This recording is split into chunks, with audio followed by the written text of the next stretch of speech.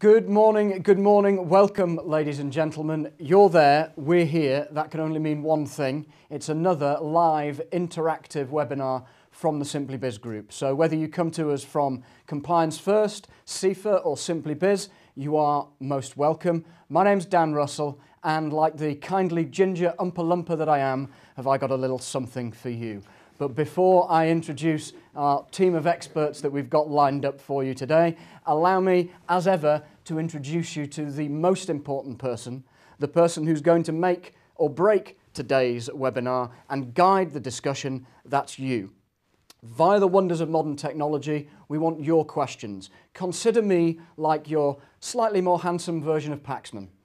You ask the questions via the wonders of modern technology. It will arrive on my generic tablet device and I will put it to our team here.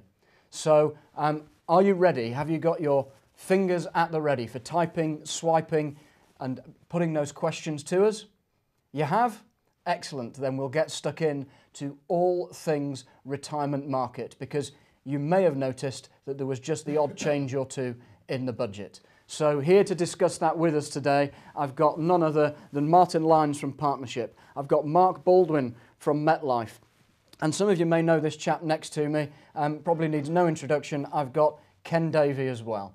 So gents, let's get stuck in. We'll await the flood of questions from the advisors, but before they arrive, rather than maybe just recapping the budget changes, tell us what your initial reactions were when you found out about them as well, and first thoughts. Martin? Well, I mean, it was a bit of an interesting budget, certainly something that nobody was really expecting, certainly to the degree of the changes that occurred. These short-term measures that we've got up until 2015, you know, raising the cap on drawdown, looking at triviality and so forth, and then obviously the major changes from next year, you know, where effectively you've got access to your pension fund, you know, taxable amount once you've taken 25%. The reaction obviously from, you know, our perspective is, you know, freedom and choice is a good thing. Giving more flexibility, giving people responsibility in retirement, enabling product providers to innovate is fantastic. Obviously, as you'd expect me to say, we still believe there's a place for annuities. I think the market were very quick to react to what might happen and what might not happen to the annuity market. But even so, we think, you know, in the whole scheme of things, there's going to be a place for that guaranteed and secure income in retirement. Okay. Mark, what are your thoughts? Yeah, really the reaction in three camps. Certainly from a consumer perspective, it's very much welcomed. Freedom and choice and flexibility for the consumer is a super outcome, so we certainly welcome that. From an advisory perspective, we think it is a great opportunity for advisors to step in and really engage with retirement customers. And from a provider perspective and a MetLife perspective, we've campaigned for change. We absolutely welcome this change. We think it's a great opportunity for innovation in the marketplace and for retirement income alternative products to really take centre stage. What do you think from particularly the consumer perspective, Ken? What's your thoughts? Well, I think my reaction to the budget was that it's all very well to have this freedom and these opportunities, but what that creates is a real demand for advice, because the consumer is going to be confused. And it's interesting that George Osborne himself in his speech actually recognised that everybody at retirement would need advice. That was then changed surreptitiously to guidance, and we've yet to find out what guidance is going to mean. But all of this, I think, is going to create massive demand and need, absolute need, for advice when people get towards retirement, and indeed the years before, because without that advice, it is going to be one heck of a mess. What have your experiences been of advisors' reactions then to the changes on the whole? Have you had positive interactions with advisors? Do they see this as opportunity, as threat, etc.? Well, we've been running some seminars on the budget. We've got a couple more to do this week, really exploring some of the details. And the reaction from advisors so far has been, yes, it's a great opportunity, but there does seem to be a lot of confusion and a need for detail. Obviously, we're waiting to the 22nd of July to see what the outcome of the consultation has been. But certainly, you know, advisors are in this quandary of, well, what do you do between now and April 2015? You know, the FCA obviously issued some guidance in terms of taking into account the changes that are about to happen. but they also say that sitting back and deferring isn't the right option for everybody either. And so in this strange period of time where actually assessing the options is actually quite difficult, you know, we believe that for a lot of people, they will know what their decision's got to be today, and so why put it off? For others, you know, they might want flexibility later on, you know, and maybe some way of guaranteeing something now with the option later might be an opportunity, and we know there's product innovations there in the market. But largely, advisors are still seeing the approach of, say, blended solutions, looking at those types of issues, maybe at least guaranteeing some of the client's income, maybe not for the whole retirement portfolio, but at least for some of it. So you've got a guarantee of not running out of money. And so I think, yeah, I think it's a positive outlook from advisors' perspective, but we are in this strange period of time before April 2015. Indeed. What are the major threats or opportunities that you perceive out there? Send your questions in, send your statements in, join in the debate as you see fit. Mark, what do you see out there as the... Yeah, well, interestingly, we've also been running a series of road shows. We've been across the UK with Dr. Ros Altman. We've reached 1,200 advisors through that process, and at every event we have temperature-checked advisor response to the budget through handset questions, and overwhelmingly advisors see it as an opportunity for their business. But I'd guard that with the comment that also overwhelmingly the advisors state that there isn't enough guidance and enough information from a regulatory and a government perspective that gives them the real confidence to step into that space. And I think that's the challenge, and one that we need to address. On that aspect, the consultation has taken place, and we expect to see at the end of July, 22nd of July, etc., more detail. But I think the reaction in the sector has been, in a sense, a bit disappointing, because a lot of advisors have not yet really perceived and recognised how big this opportunity is going to be. I talked a few minutes ago about the need of the consumer for advice towards and at retirement, because without that advice, the danger of misbuying and just simply the consumer making fundamental mistakes at an absolutely crucial point in their life is very high indeed. But beyond that, if you look in the budget, what the budget has done is make it possible for people to access their pension funds, a bit like the 401ks in the States. And what that means, I believe, is that more people will be prepared to save much more in retirement. So it isn't just the few years before retirement and at retirement that the opportunities occur. The opportunities are going to be here right now, because when I remember in the thousands of interviews and financial planning and pension sales that I did, the issue was always, well, it's all very well putting into the pension and getting the tax relief, but I can't get the money back, can I? Well, you get 25% tax-free, of course. Ah, yes, but I'm never going to get most of it back, am I? And that really was the issue. So someone that might be able to afford £1,000 or £2,000 into their pension might put £250 or £500. So now I believe people will be prepared to put that much more in. I remember the change that took place when, with executive retirement plans, it became possible for the company to borrow back 50% of the amount that had been built up. And once that change took place, the amount that went into pensions didn't just double or treble. It was a sort of a tenfold increase, because people knew that it wasn't locked away forever and a day, that if it was necessary, they could get at it. Now, the reality is that not 1 in 20 actually ever accessed it, but knowing that they could do it enabled them to put more in. So I think one of the things that we should see as advisors is that clients would be putting a great deal more into pensions right from their earliest years. Completely agree, Ken, and I think it's important then in terms of client opportunities for advisors and reaching to that younger generation that's probably a little bit less engaged with financial services and financial advice. And I agree, pensions have become an attractive wrapper and an attractive solution much more than ever. And again, some research that we've done suggests that around about 25% of consumers that we researched will either save more into their pension or will now start a pension as a result of the budget. So early indications are that that's going to come through. So let me play devil's advocate for a moment on that. I was at meetings recently where some advisors were stating that they see that yes, there's opportunities, but there's also threats because the extent of the options that have opened up now increase the risks dramatically.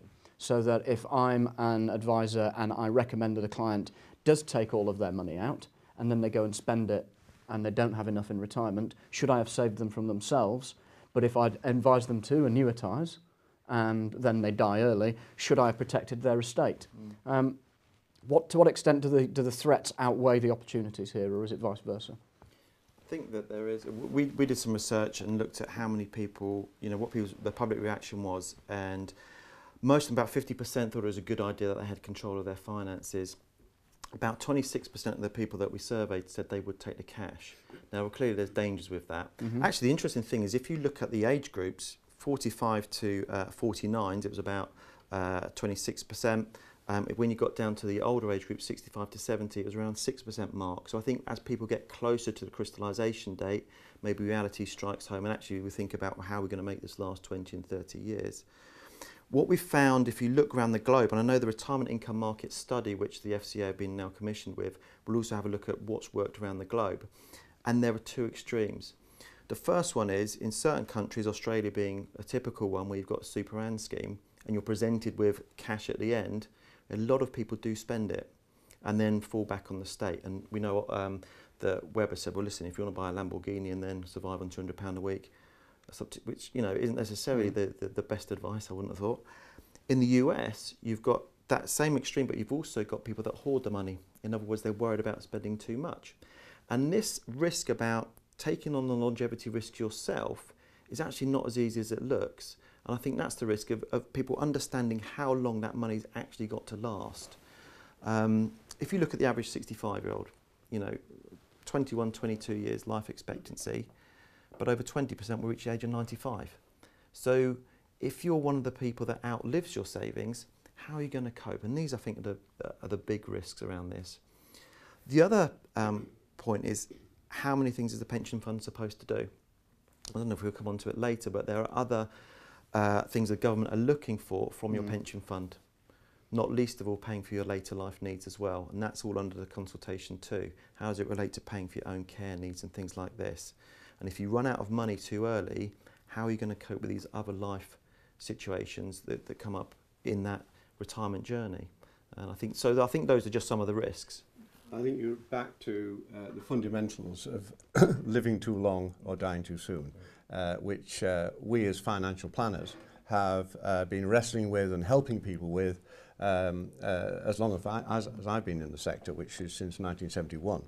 And it seems to me that, yes, there are risks, but as financial advisors, we have the ability to get over those risks and to give real confidence to people.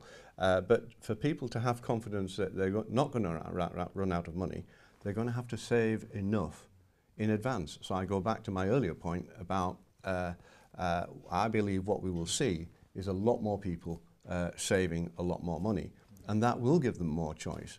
Now, I don't think that most people will take the money out and buy a Lamborghini, attractive as it may be to some of us. I think the reality is that there's still going to be a real place for annuities. I think the fact that with at least part of your pension, you can, or your retirement fund, you can purchase an income certain for the rest of your life. I think that is going to be very important still.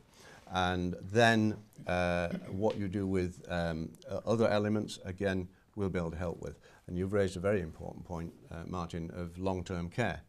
And certainly I would expect there to be solutions found from these larger funds that are created to essentially ensure the long-term care needs.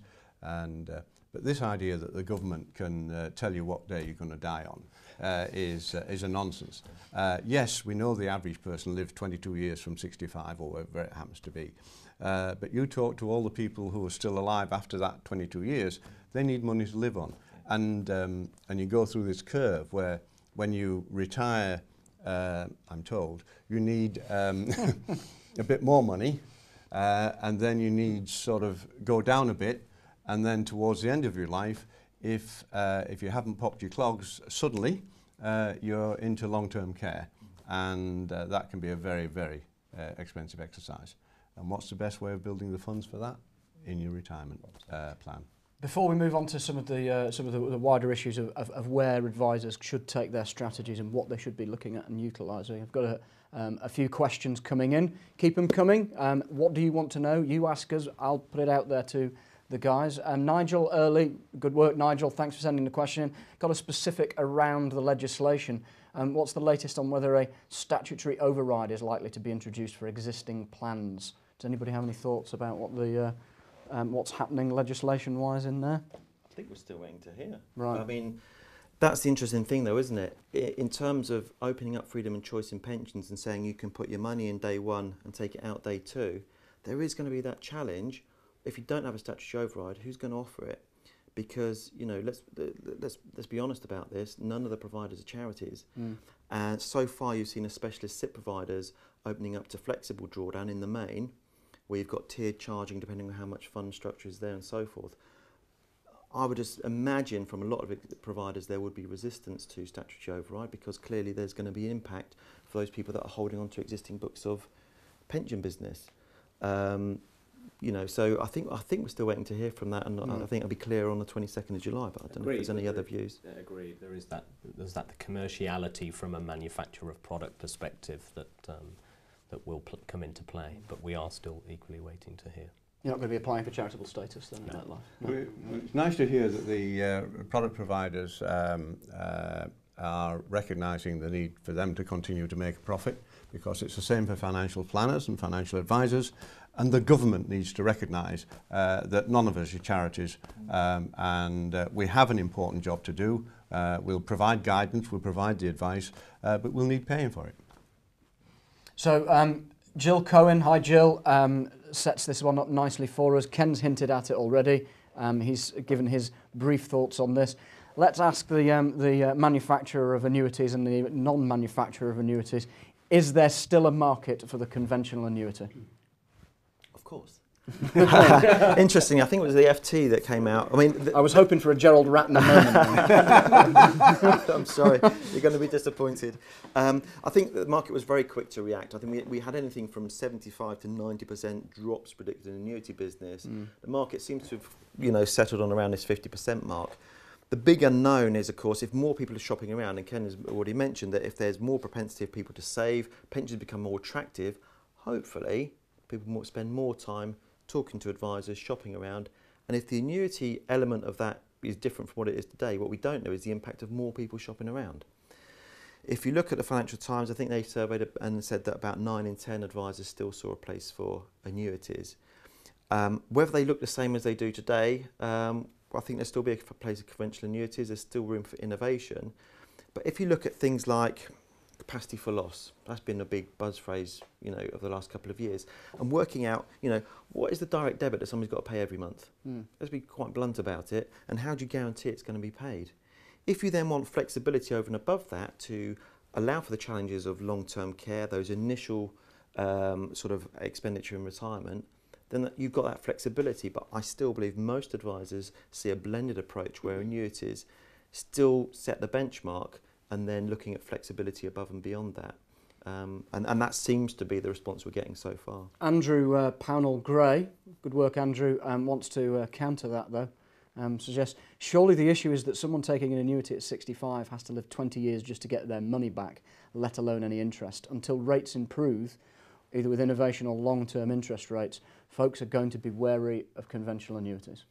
I think phasing has always been an interesting one. At what point do you purchase a fixed, a guaranteed income? Do you buy it all in 1 year? Do you phase? Do you use a tax efficiency that's built in there?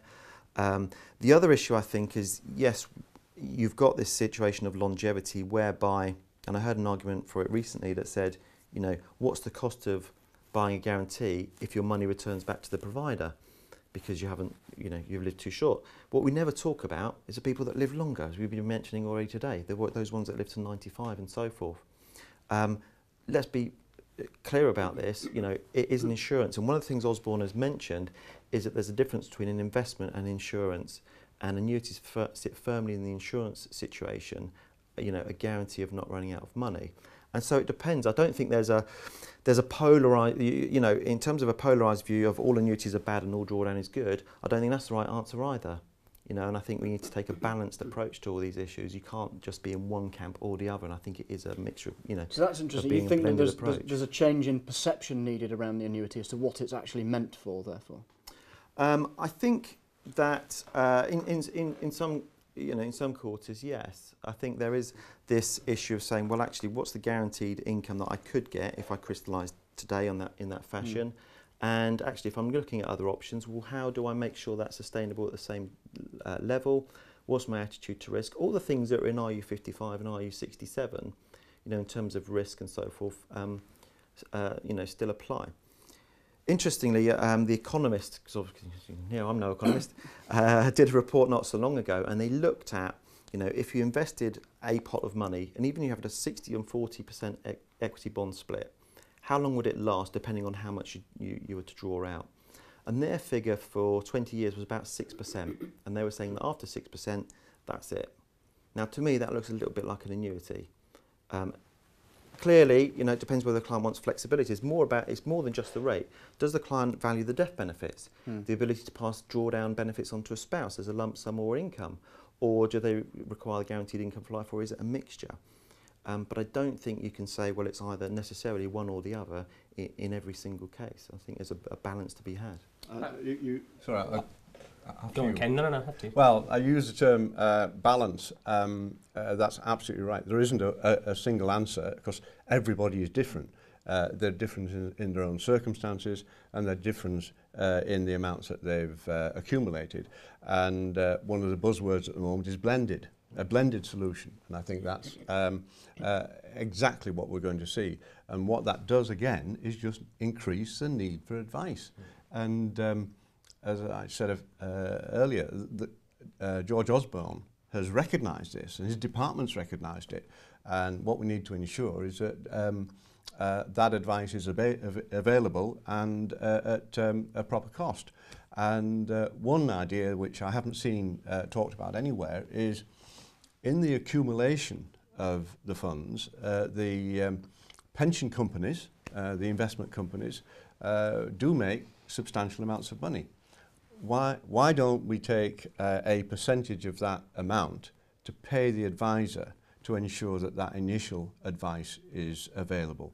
And whether you could say, well, it's going to be 0.5% of the fund up to a maximum of X to ensure that in that final year, the person who's coming up to retirement has the advice available. Interesting. Hold that thought on innovation for a moment there, Ken, because I just wanted to ask Mark. Wanted to come back in on the annuity. Well, you think surely you think conventional annuities are toast, don't you? No, not absolutely not. There is still a place for conventional annuities. Will it be the dominant solution in the retirement space that it has held for a number of years? No. Simply because people have now been offered the freedom, the flexibility, and so the trade-off now is effectively an income that you cannot outlive versus access to the pot. And also in there, underpinned in that, is what is the retirement journey? What does it look like now for a customer? Is it more income in the earlier years while you do more things because you're just retired, going down to less income needed, and then going right up from a social social change and a care perspective. So the kind of linear approach that annuities have provided, I think, is really not up for debate. Let's not also forget that in this space you do have alternative income products that provide you a guaranteed income that you cannot outlive, and from April next year will also provide you with the full flexibility of access to your funds. So you can dial up or dial down the level of guaranteed income that you wish to take. And that income is guaranteed for the rest of your life. So you get all of the plus points that the annuity product has delivered to many, many people for the, the past years, but also all the plus points of what George Osborne is trying to deliver, and that's the freedom and the choice and the flexibility. A follow-up question here on the conventional annuities. What are your thoughts on the temporary one-year annuities that have been introduced? Well, I'll just jump in very quickly because I'm not, I don't have any direct involvement. And I think the good thing about it is that it shows that providers are prepared to take the initiative to solve what are short-term issues, short-term problems, and to give that space. The reality is we're already now only 9 months from next April, and therefore this is a very short-term issue that is being addressed. But well done to the companies for addressing it. As to how effective they are as a solution, well, that's for the market to decide. Can I just comment on one thing? Because there is a lot of confusion around that particular space. Yep. In the main, you've got the first product that came out in that line was obviously the fixed term annuity with a 1 year guaranteed maturity value. We don't do a fixed term annuity. There's the option that we have is an annuity that's fixed for life, but with a get out clause, and there is quite a substantial difference, because one is based on a 1 year term where you will have to rebase your income in 1 year, and you know that the GMV is going to be less than you started out with, and therefore the future income is unknown. The advantage of having a plan that is guaranteed for life with an opt-out clause is you don't have to rebase, and if you don't need to get out of that, you carry on with the income that you bought 12 months previously. And people need to understand the nuances between the two types of products. But I think they have a place. I think you're right. I think fundamentally, it shows that there is an ambition to innovate products. I think within that innovation, we have to be mindful of making the product simple to understand. Because I was with the Pension Policy Institute a couple of weeks ago, and one of their concerns was if we make products too complex for people as we look towards innovation, there is a danger that people will just err towards what they understand. And there are certain countries around the globe where this has happened. Many people, again in Australia, for example, take the cash because it's viewed as the simplest option and something they actually understand. So it's a very fine balance between innovation and complication, and we need to make sure that we get the balance right, I think. Is a 1 year annuity fair value for the client, do you think, Mark? I suppose ultimately, and that was my comment to make, this is about the outcome for the customer. If the outcome is positive and there is value in it for the customer, then ultimately it's the right product. I would counter that by stating that product innovation and what has been delivered, which took everybody by surprise in March, product innovation needs to take a bit of a longer term view than the short term. There are needs and requirements for consumers in that short term. But I'd just be very mindful of product tweaks, product changes, product nuances that potentially serve a bit of a shorter term interest that isn't the interest of the consumer. That's all I'd really say in that respect. So aside from annuities then, what about the other options on the table? What's the future for drawdown, for third way solutions, etc.? What can we expect to see in this space? Do we think that how are those comparing to annuities at the moment? I think you'll see, again, comments we've made, there is a real opportunity now for product innovation, and the market requires innovation in that retirement space.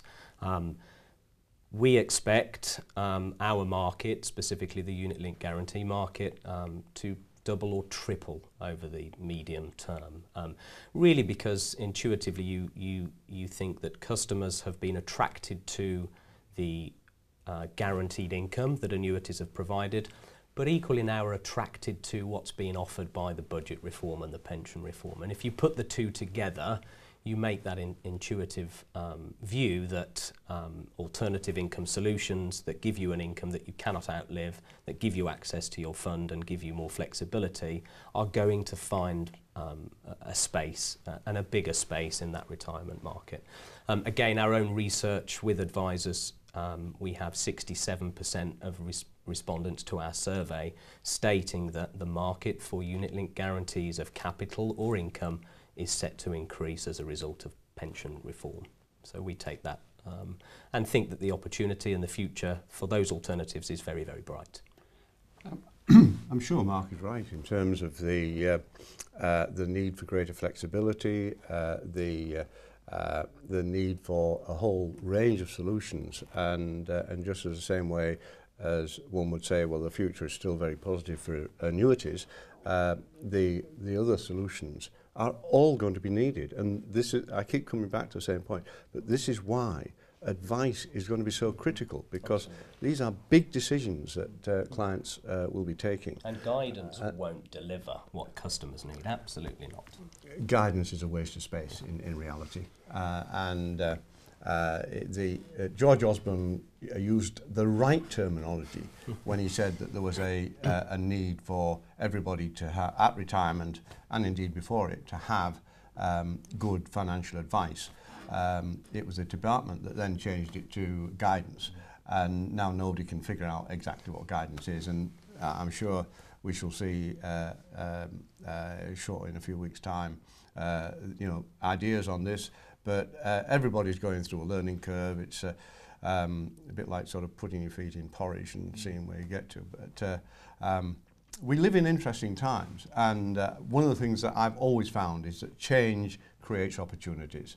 And again, to go back to an earlier point I made, all of this is going to mean that every company and every advisor will be talking about much bigger pots of money.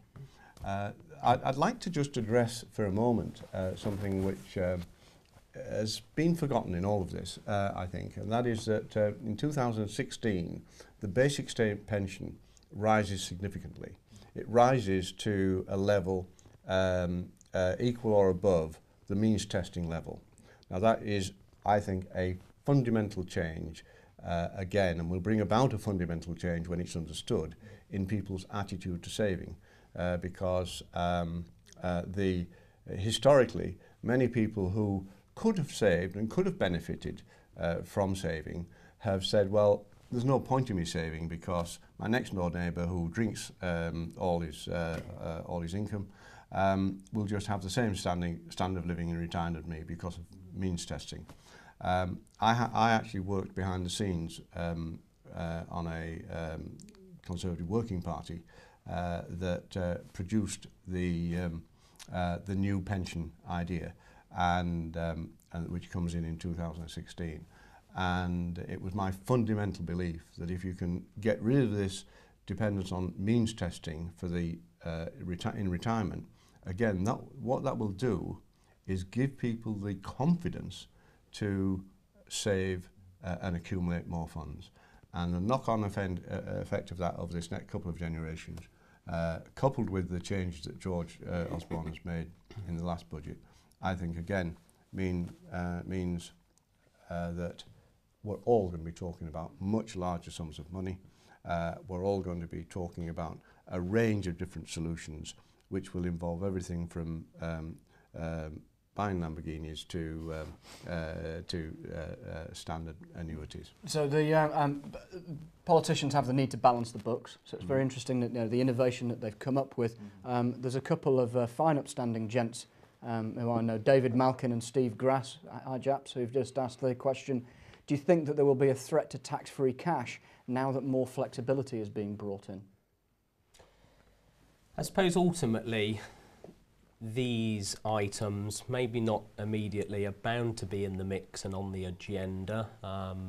Maybe next Parliament, depending on the results. And let's not forget there is an election just a month after the pension changes. We don't detect or pick up anything that suggests there are decisions now being made in respect of those. But again, you look at it and think about the balancing of the books, as you call it, and effectively what's being delivered to customers in terms of pension reform, and therefore intuitively the government department's looking at all the other attractive areas that they may need to, you know, change the levers on a little as we go forward. But here and now, and certainly between now and next April and the next election, we are not foreseeing any significant changes such as those that you allude to. I've no doubt that we shall see the end of high rate tax relief, and whether along with that there'll be any changes to the tax-free lump sum, I'm less certain. But pound to a penny, high rate tax relief is going to disappear, and it may be sooner than people imagine, but it certainly won't survive the next Parliament.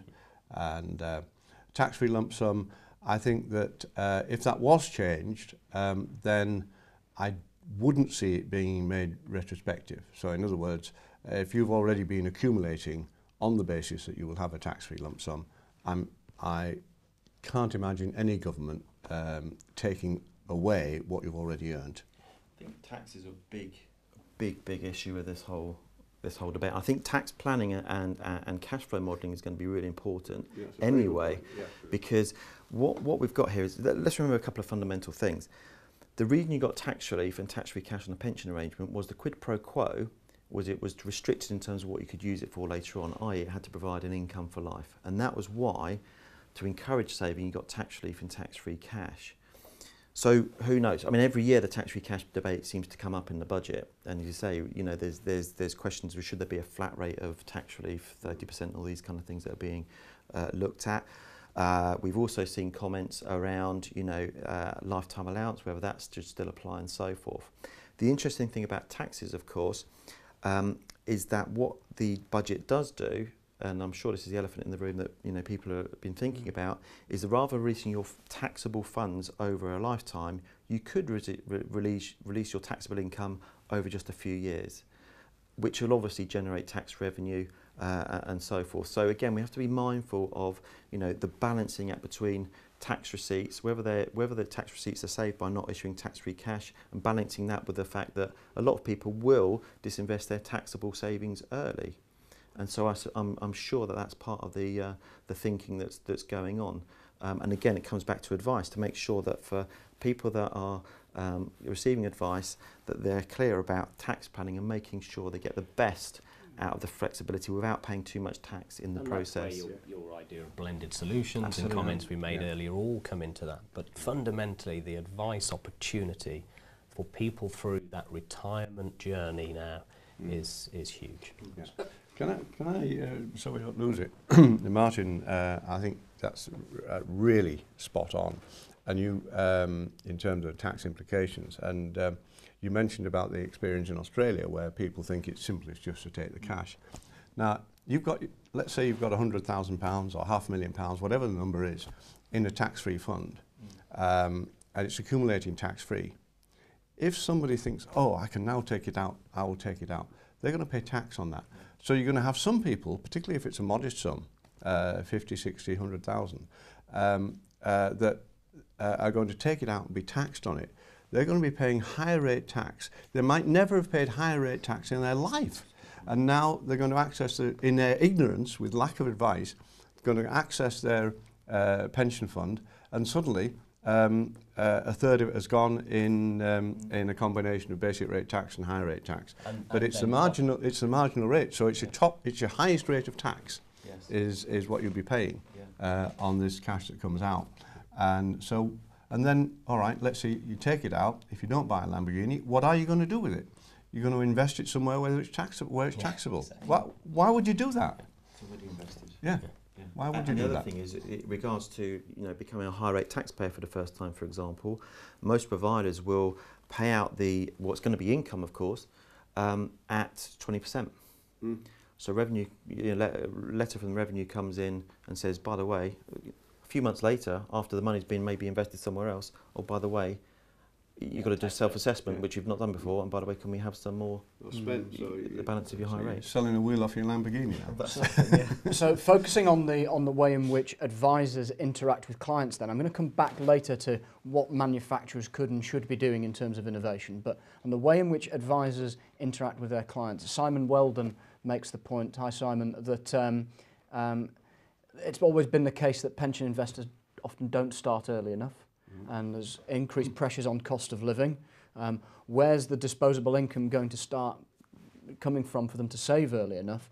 And therefore, does the panel agree that there's a need to rethink investment strategies approaching retirement in the accumulation phase? Instead of reducing risk as retirement approaches, is there a need to segment retirement pots and have different approaches with different pots of money? Absolutely, I think it's spot on in that respect, simply because this idea of approaching retirement is still conceptually true, but retirement now isn't a one-off event. For 80% by premium value, that has been the result for the market.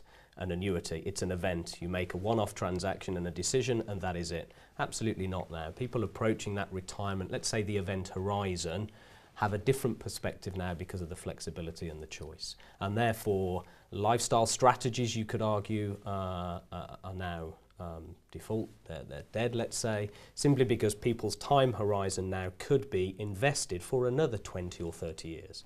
So again, we look at 65-year-old likely to live 21 years. Why would you not remain invested for a 21-year time horizon for a proportion of your accumulated wealth, your accumulated pension? And then bring in cash flow modelling, tax planning, blended solutions to secure incomes that you require, to remain invested, etc., etc. And I think that's where the innovation will look and come in. So I think that's the space to watch. Well, I'm sure that's right. And Simon, you've asked a whole bunch of really interesting, or made a whole bunch of interesting points there about people not saving early enough and that type of thing. And and also, where do they get the money from? Well, that's why a financial advisor is so valuable to a consumer, because saving for the future demands a real sacrifice today. You have to give up consumption today for a potential benefit in the future, and in many cases an unknown benefit. And if you're doing that for life insurance, to buy life insurance, then you're actually doing it for the benefit of somebody else anyway. So that's another different debate. But in terms of if you're trying to put more money away for the future, you have to sacrifice consumption today. So you have to change your habits. And to do that, you need the guidance of a financial advisor, so that the importance of setting more money on one side for your future becomes real to you, because otherwise it's something that you're definitely going to do. Oh, I'm definitely going to save for my pension after Christmas. I'm definitely going to start a savings plan after we've had the next holiday, etc., etc. So it needs an advisor to come along, essentially put their arm around, get the problem on the table. We didn't create the problem. We've just simply got it on the table for the client to look at, and re-establish and reaffirm their priorities. And their priorities are to have a continuing income for the rest of their life. And there's one final point I want to make on that, and that is that in terms of the age that people, when I started advising, a good way to get shown the door was to start talking about a pension to somebody under 45. And then by the time that Margaret Thatcher brought in all the new rules and the importance of self-reliance and providing for yourself, we had kids phoning up from leaving university. I've graduated, I've got my first job, I think I ought to start a pension. I'm afraid that sadly that has now drifted away again, and we're not quite back to the 45 situation, but we're certainly back to a situation where people don't save early enough. It's our job as financial advisors to help make sure they do, and the change that took place in the budget, I think, fundamentally strengthened our arm in that way. Are you guys seeing any particularly good examples of how advisory firms are engaging with clients on this? I think the key is the engagement. What we sense is that there's been a little bit of disengagement, the obvious uncertainty, little bit of lack of clarity. We've only just finished the consultation period. We await the response. That's caused an element of disengagement. I think fundamentally there will be customers, there will be consumers, clients who need to make decisions now and do need solutions. And really there are options on the market, there are products that can either protect the accumulated wealth that has been built up if they're putting off a decision until next April. There are solutions on the market that will pay an income and provide them that flexibility from next April. And there are products on the market that if you want to secure a level of income known to you but defer taking it until after the changes, again, there's solutions on the market. So, I mean, fundamentally, as I said, we sense that there's been a bit of a pullback. What we're doing at MetLife is trying to give advisors the confidence, the information, drawing on our experience from other territories. We've mentioned Australia, we've mentioned America, just to try and help advisors understand, well, how has this played out in other areas where this has happened and occurred? Give them a little bit of an insight into what could happen here and allow them that confidence and that ability to re-engage if they've stopped engaging with clients who are at that point in their financial planning. Ken mentioned the idea earlier around some innovations that he'd like to see. You know, what's the options for the manufacturers out there? What do you guys think that is going to be happening out there? What are the things what's on the drawing board? You know, okay, the guidance will come along from the government, but surely you guys have got people scribbling on whiteboards in offices. What's the likely sort of thing that we think will be the innovations we'll see?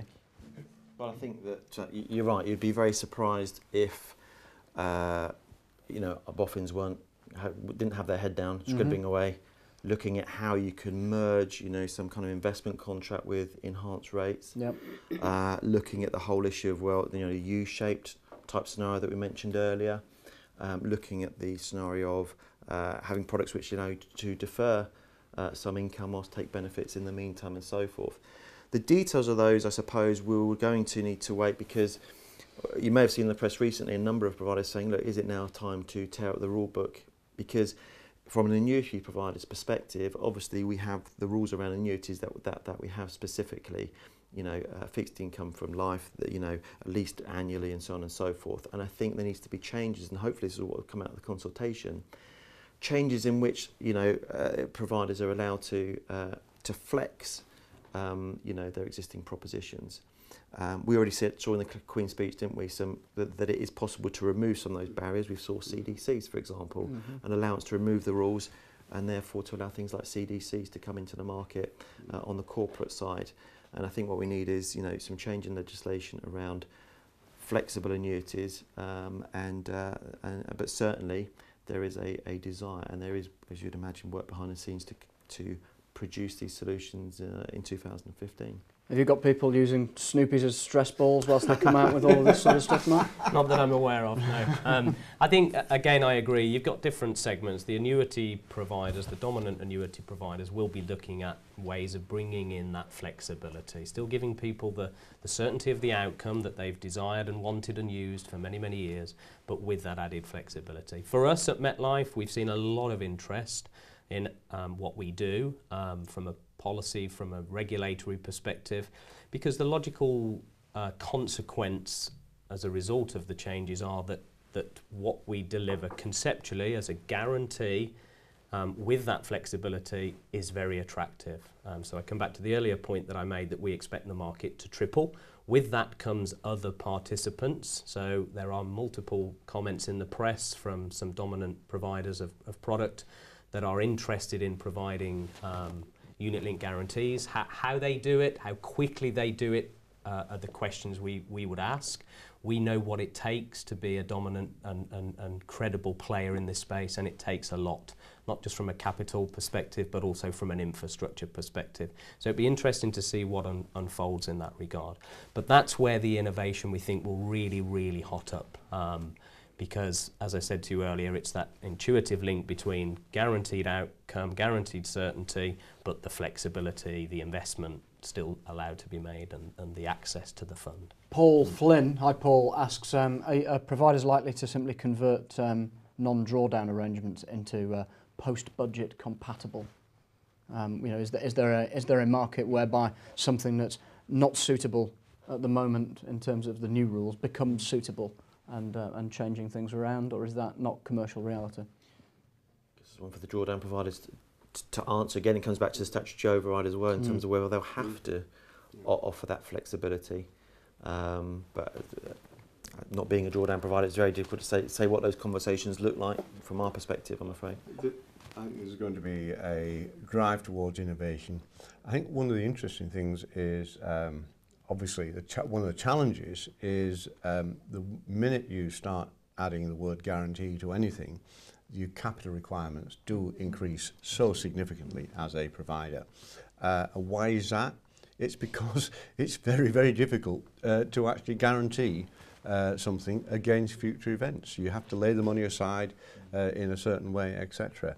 But I do think that what we're seeing from the government side is a much greater willingness than I've seen for many years to look at new ideas and to look at ways to address these issues of longevity, long-term care, and simply having enough to live on in retirement. And why is it important to the current government and probably the next government? It's because if they don't do that, then there's going to be a greater call on the resources of the state, and those are essentially unaffordable as we sit here now. Speaking of government changes, etc., Tony Wright, hi Tony, asks, will auto-enrolment help with the accumulation of the retirement plans going forward? Do we think that this is going to be a big opportunity to start getting people into the market? Again, going back to a summit I was at a couple of weeks ago, the comment from the PPI was we're probably looking at 10 or 15 years before you get sizable funds on current rates of contribution. So I suppose it's whether those current rates will be stepped up at all. If you look at, just going back to the example of CDCs, because it does give us a benchmark in terms of where the funding looks like. CDCs, for example, anywhere between 21 and 25% funding on a CDC. Average rate of funding in a UK DC scheme, or 8% band earnings for auto-enrolment, puts us about 6%, 9.4% overall for DC schemes in the UK. So if we're looking and aspiring to look at what's going on in the rest of the world, you know, the funding does need to increase significantly in order for these funds to, these funds to be of significance in the shorter term. But I think Ken's right. The attractiveness of saving obviously increases. And the ability for advisors to talk to clients about all the things you can do with your pension and why you should be putting more in is obviously a key opportunity. It's those people that are going to get advice on this that are going to do best. And employers have a role to play in that facilitation, absolutely. So auto-enrolment, I agree, is a great opportunity and another way of engaging on the back of what we have with pension reform to get people attracted to funding for their retirement through the right vehicle.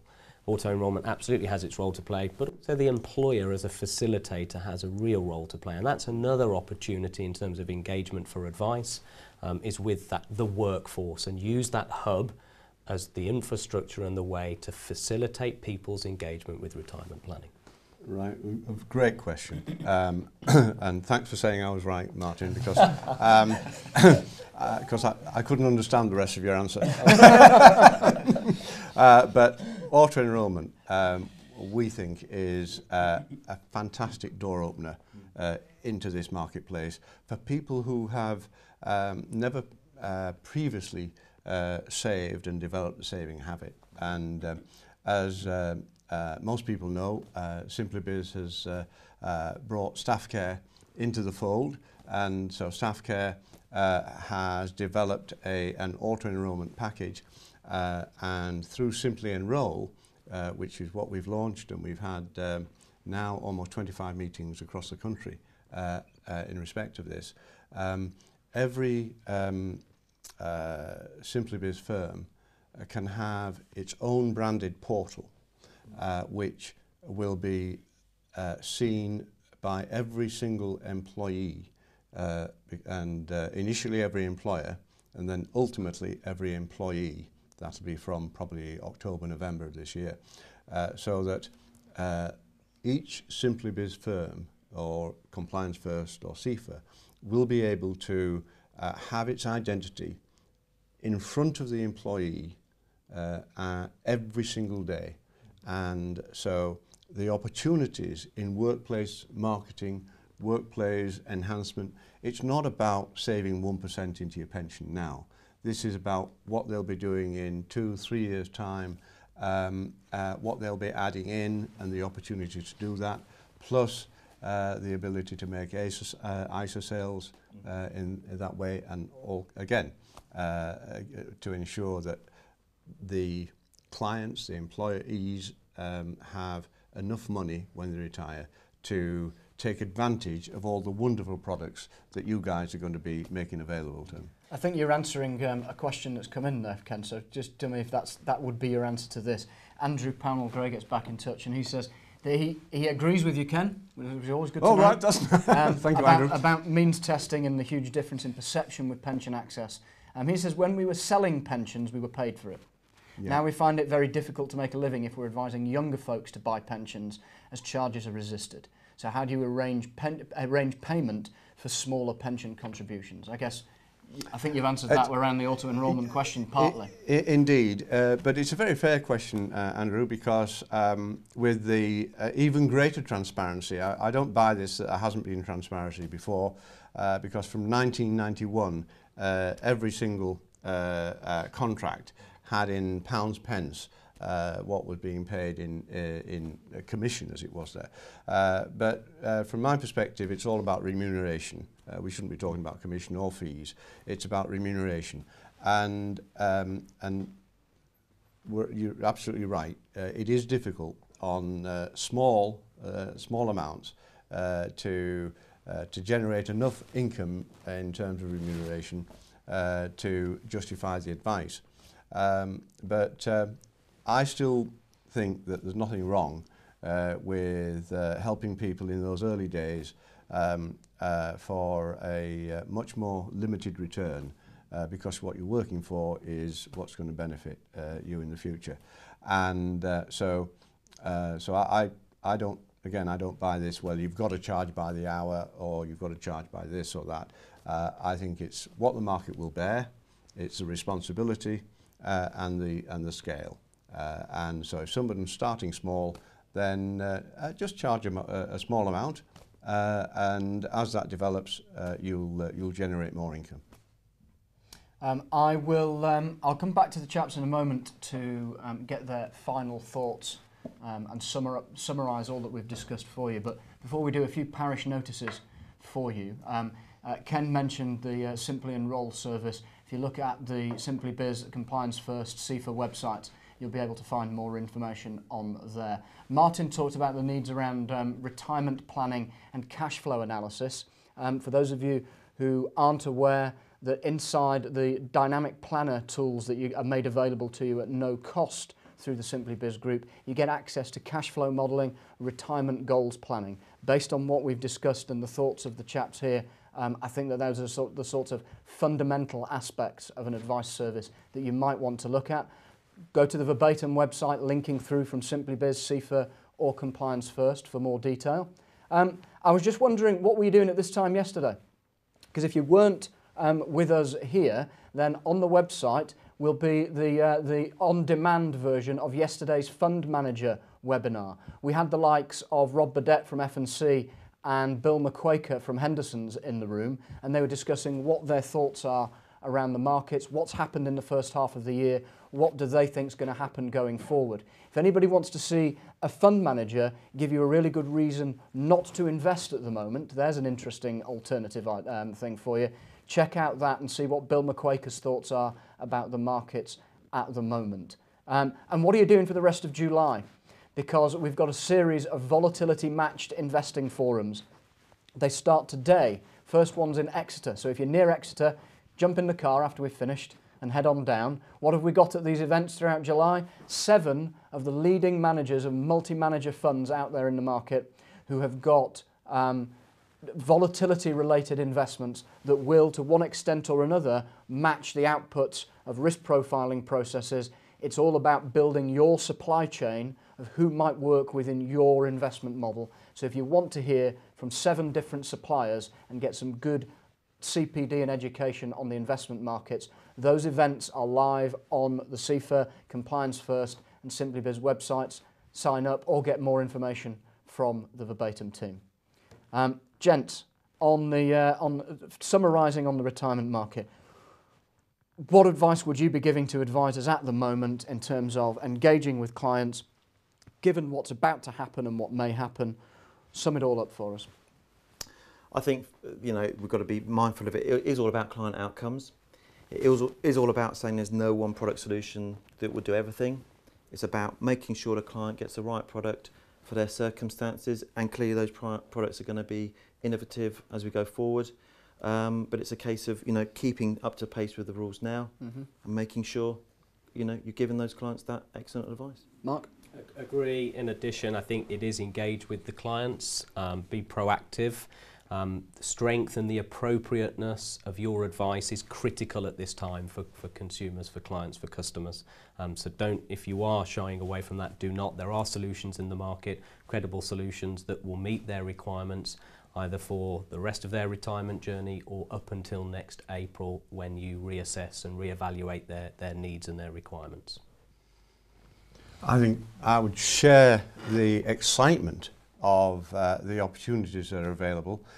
You need to understand what solutions are available to you. You need to know 105% about them, and which is why sessions like this are so important, and all the other sessions that SimplyBiz and Compliance First and CIFA deliver.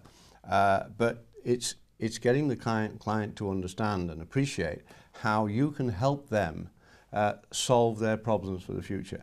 And one of the reasons you can do that is because you have such a wide range of clients. You can see the problems that a 40-year-old is going to have at 65 already if he's not saving enough or she isn't saving enough. And I've yet to see a problem at retirement that wouldn't have been solved by a bigger fund. And now that you can build up that bigger fund and then take advantage again of all the opportunities that are going to be available from current products and also those solutions which are certainly going to emerge in the coming months and years.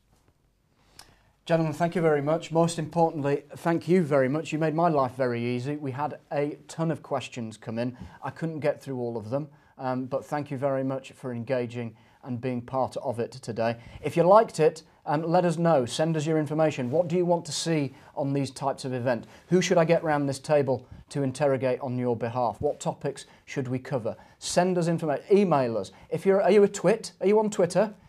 Send us your thoughts via Twitter if you thought today was any good. I'm at Russell Consult, but you can also find SimplyBiz, Compliance First and others on Twitter. And let's start the debate about what else we should have going forward throughout these sessions. You'll find information from your suppliers, the manufacturers out there like Partnership and MetLife, on the microsites on the SimplyBiz website.